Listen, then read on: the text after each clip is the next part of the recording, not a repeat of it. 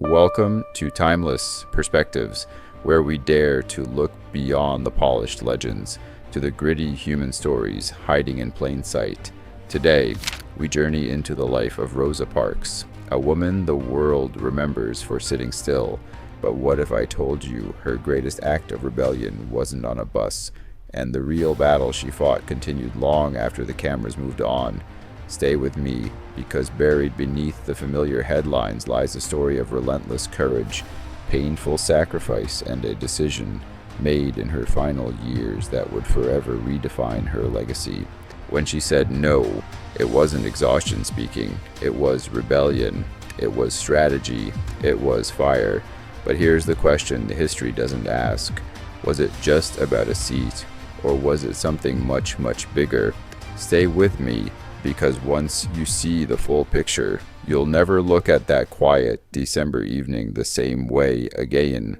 Rosa Louise Macaulay was born on February 4th, 1913, in Tuskegee, Alabama, a crucible of racial division barely 50 years removed from slavery. Her world was carved into lines, white and colored, freedom and survival. By 6 years old, Rosa already knew these lines were real and lethal. One day, as she walked to school, a white boy shoved her into the dirt. Without hesitation, Rosa pushed him back. When his mother came storming, threatening jail, Rosa stood her ground. She would later say, "I was not raised to be afraid." Her grandfather, Sylvester Edwards, reinforced that lesson every night, sitting by the front door with a shotgun across his knees, prepared to defend his family against the night riders, white supremacists who prowled the dark roads of Alabama. Refusal wasn't just a moment for Rosa Parks, it was in her blood. But what happens when a child learns not only to endure injustice, but to fight it head on? What kind of adult does that child become? We're about to find out. At age 11, Rosa entered the Montgomery Industrial School for Girls, a beacon of hope in a landscape of segregation. It was here that she first met white women who defied the norms of the South, teachers who risked scorn, violence, even death because they believed education should be colorblind. The school had few resources, second-hand books missing entire chapters, tattered desks, supplies that wealthier white schools discarded. But Rosa absorbed every page, every lesson. She discovered the works of Frederick Douglass. She learned the principles of civil disobedience. She saw education not just as a means to better herself, but as a weapon to dismantle the walls built to contain her. Knowledge, she realized, could be revolutionary. Imagine realizing as a child that you hold in your hands the very tool to bring an empire to its knees. Would you dare to use it? Rosa did. As Rosa grew into her teenage years, small acts of rebellion became a pattern. At 16, when a white boy shoved her on the sidewalk, she didn't step aside or bow her head, as was customary for black youth. She stood still.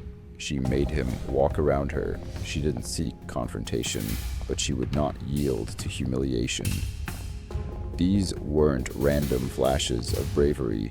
They were deliberate choices, each refusal sharpening her resolve for the greater battles ahead. Every small refusal was a rehearsal, every quiet act of dignity a building block for the storm to come, because Rosa Parks was preparing for a moment she couldn't yet name, but would one day seize. In 1932, Rosa married Raymond Parks, a self-educated barber and a fierce civil rights activist. Raymond was no ordinary man for his time. He worked with the Scottsboro Boys Defense, a case where 9 black teenagers were falsely accused of assaulting 2 white women. His activism was dangerous. Meetings were secretive. The Klan lurked everywhere. But Rosa admired his courage. Their home became a safe haven for local organizers, a place where strategies were whispered over the hum of the kitchen fan. Together, Rosa and Raymond were not just husband and wife, they were partners in resistance.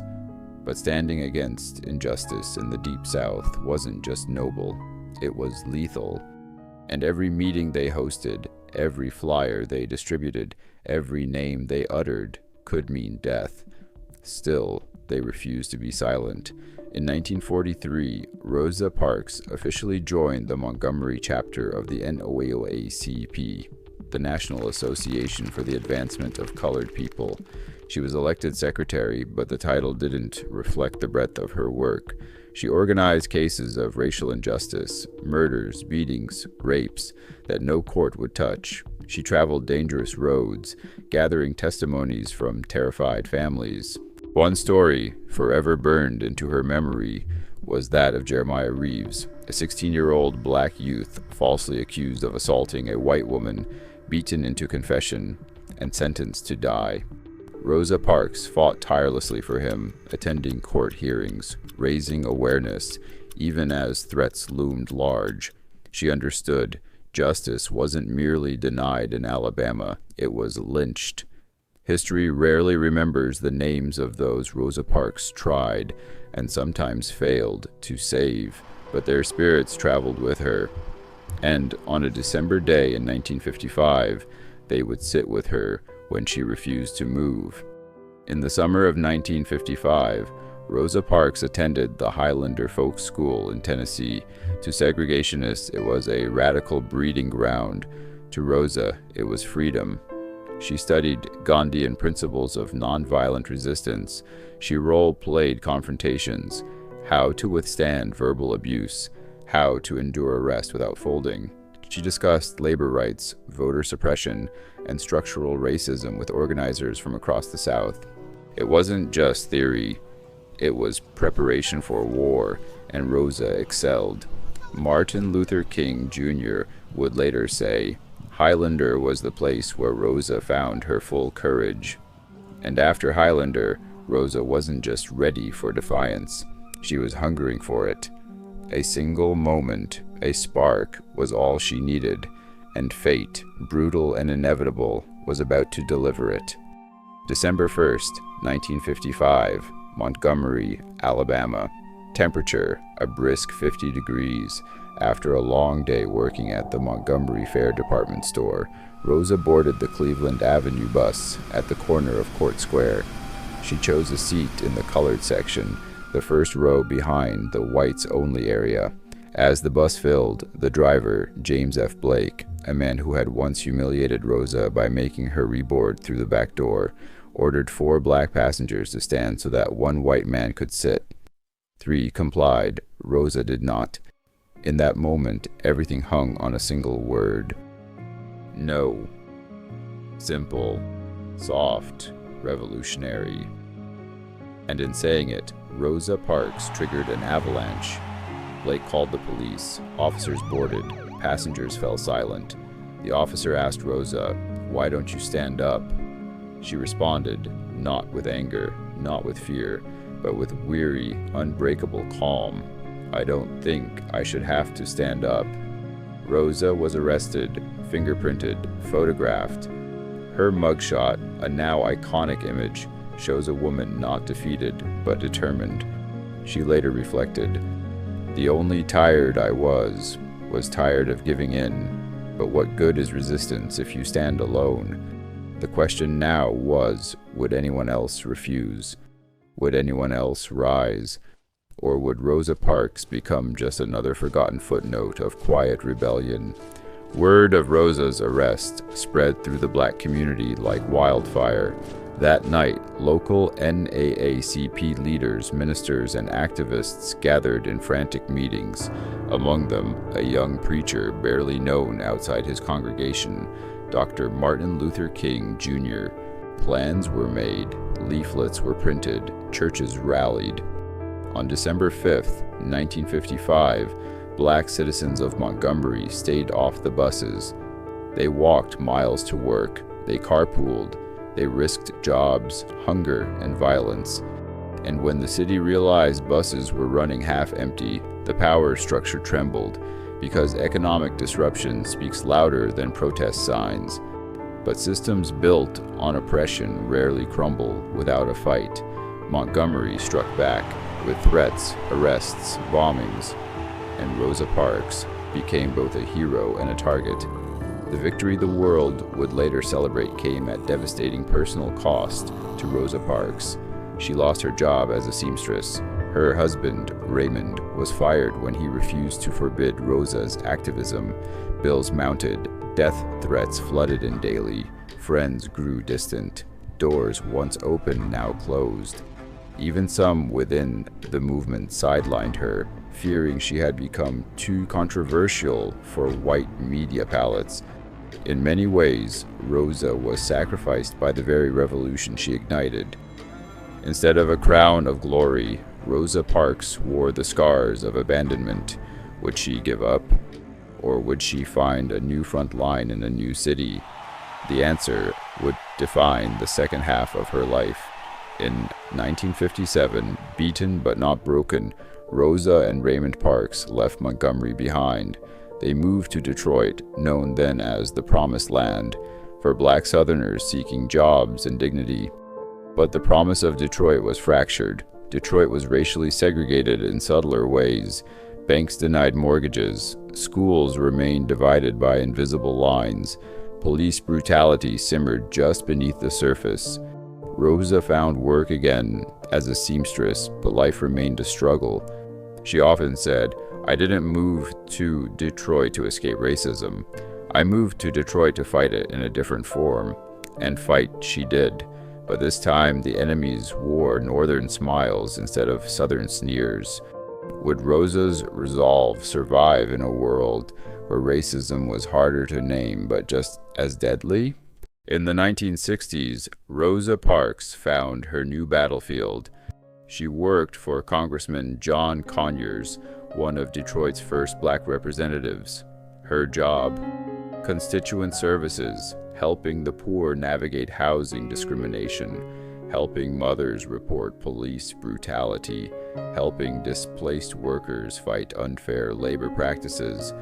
Rosa Parks, in her 60s, was often seen climbing tenement stairs, clipboard in hand, interviewing families living with rats and broken heating. She never sought the limelight, she sought justice. But in a city roiling with riots and rebellion, would America remember Rosa Parks or leave her behind in favor of easier heroes? The answer would soon come. Contrary to the sanitized myth, Rosa Parks admired Malcolm X. She attended his speeches in Detroit. She agreed with his blunt assessment, by any means necessary. She saw the anger of black youth not as dangerous, but as righteous. In 1965, when Malcolm X was assassinated, Rosa mourned deeply. She said, "He spoke the truth that so many were too afraid to hear." And in those final years, she supported the Black Panther Party's free breakfast programs for children, quietly attending fundraisers, signing petitions for political prisoners. The real Rosa Parks wasn't frozen in 1955. She evolved, she radicalized, and yet history conveniently forgot this chapter. History tried to fit Rosa Parks into a tidy box labeled quiet resistance, but what happens when the truth refuses to stay locked away? In the 1970s, belated recognition began to arrive: awards, ceremonies, medals. In 1996, President Bill Clinton awarded Rosa Parks the Presidential Medal of Freedom, and yet few truly understood the woman being honored. The system resilience. But the world she helped change had not changed enough. One summer night, evil found its way to her doorstep, not from the Klan, not from police, but from the world she had spent her life trying to heal. In 1994, a young man broke into Rosa Parks' home. He demanded money. She tried to reason with him. He struck her, knocking the 81-year-old civil rights icon to the floor. She survived, physically, but emotionally, this was a different kind of scar. Friends rushed to her side. Community leaders demanded justice. Lawsuits were suggested. Massive reparations. Everyone wanted vengeance, but Rosa Parks chose something else. Pause for a moment. Imagine you were her after a lifetime of struggle. being hurt by someone you fought to uplift, what would you choose? Anger, bitterness, revenge. Rosa chose differently. She refused to sue. She refused to publicly shame the young man. She refused to let a single moment of violence define the narrative of her life. She said simply, "My struggle has never been against one individual, but against a system of oppression." She chose forgiveness, not to excuse harm, but to refuse bitterness, to remain focused on the true enemy: injustice, inequality, systemic neglect. In her quiet choice, Rosa Parks issued one final act of rebellion. She refused to surrender her heart. Rosa Parks passed away on October 24th, 2005, at the age of 92. When she died, the world paused. Her body lay in honor in the Capitol Rotunda, the first woman and second black person in history to receive that recognition. And yet, the real tribute wasn't in ceremonies or speeches. It was in every quiet act of refusal, every peaceful protest, every whispered "no more" that followed in her wake. Rosa's true memorial is alive. It lives in every person who stands firm when the world says kneel, in every soul who dares, even now, to resist the easy, comfortable lie in favor of the difficult, righteous truth.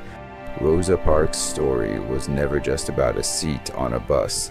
It was about the power of refusal, the courage to stand or sit when standing meant losing everything, and the wisdom to understand that real change demands more than one act of bravery. It demands a lifetime of it. So now the question is not, where did Rosa Parks sit? The question is, where will you stand? Or perhaps more fittingly, where will you refuse to move? Thank you for uncovering the true story with us today. If Rosa Parks' full legacy moved you, subscribe, share, and leave a comment about the quiet refusals you believe can change our world. At Timeless Perspectives, we believe history isn't just what happened, it's what's still happening. Remember, the next revolution starts quietly with a word, a stance, a refusal. Where will yours begin?